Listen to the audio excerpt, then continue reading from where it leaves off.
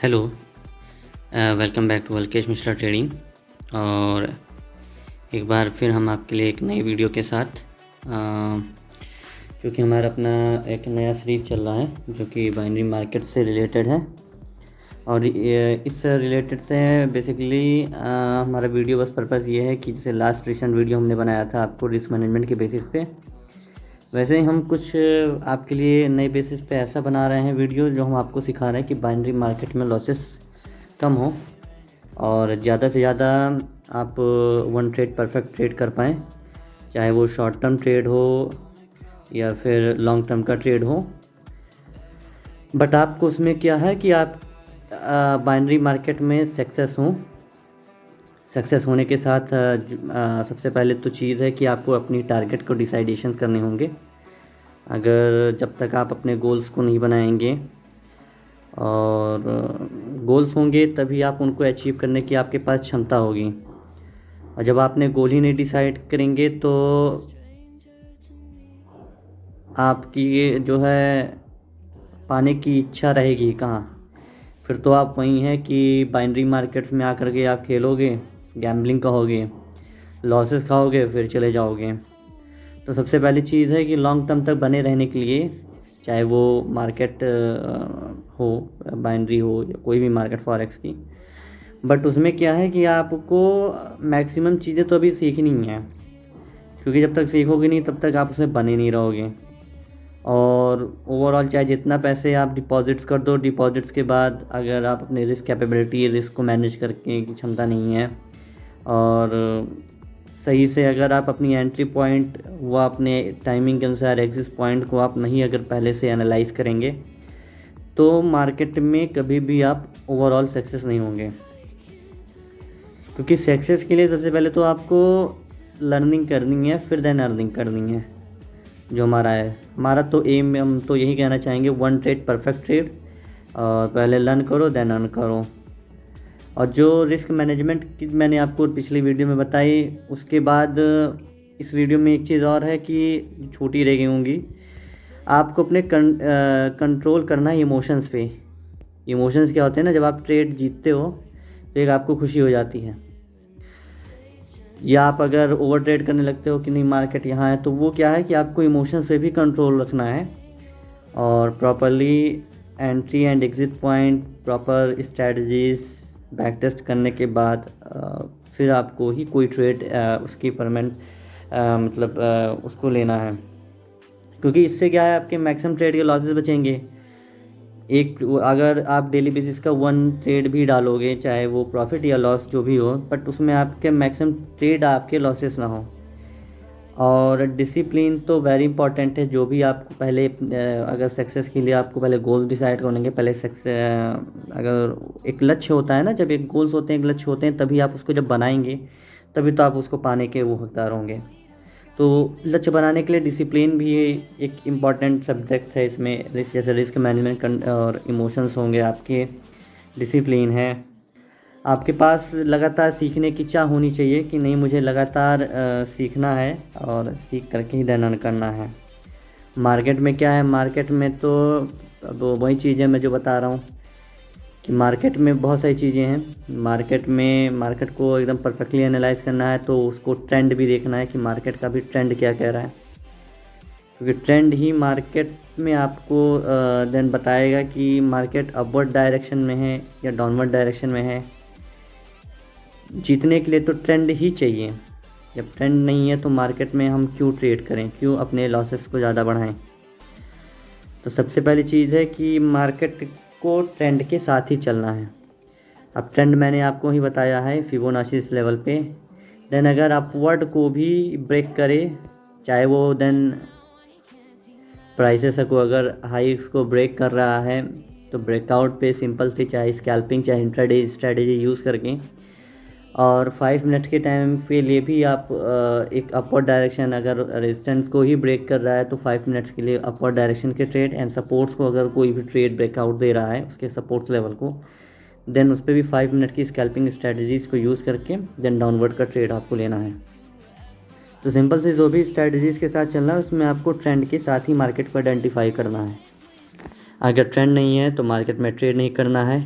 Diversification कर लो, pairs कोई secondary third जहाँ भी आपको मार्केट के ट्रेंड मिल रही हो, देन उसी में ही आपको ट्रेड करना है, क्योंकि मैक्सिमम प्रॉफिट्स समय लेते हैं। अगर आपको हर एक दिन कमाना हो और हर एक दिन की उम्मीद हो तो आप गलती मतलब एक उम्मीदें भी आप कम रखो, लेकिन लॉसेस को ही आपको बचाने हैं, क्योंकि अच्छे रिटर्न्स पाने के लिए भी समय लगते हैं। और मैक्सिमम जब आप गलतियां करते हो तो गलतियों से ही सीखते हो। खुद को शांत रखना है, खुद को डिसिप्लिन करके चलना है, और निर्णय वही डिसीजंस लेने हैं कि मार्केट की जैसे ही ट्रेंड जो बताती है, मार्केट की upward strategy, price action strategies, बहुत सारी स्ट्रैटेजीज़ हैं, वो आप मेरे साथ करते रहो, बताता भी रहूँगा आप लोग को। देन उसी के अनुसार ही आपको बाइनरी मार्केट में ट्रेड डालने हैं। अब आज यूएसडी की ही बात करें तो मॉर्निंग में एक ओपन होने के साथ आप देख रहे होगे कि मैं 15 मिनट के टाइम फ्रेम पे भी देख रहा हूँ कि ओपन होते होते ही थोड़ा सा मार्केट अपवर्ड डायरेक्शन में गया, फिर दिन धीमे धीमे एक बॉटम रेंज को बना रहा है।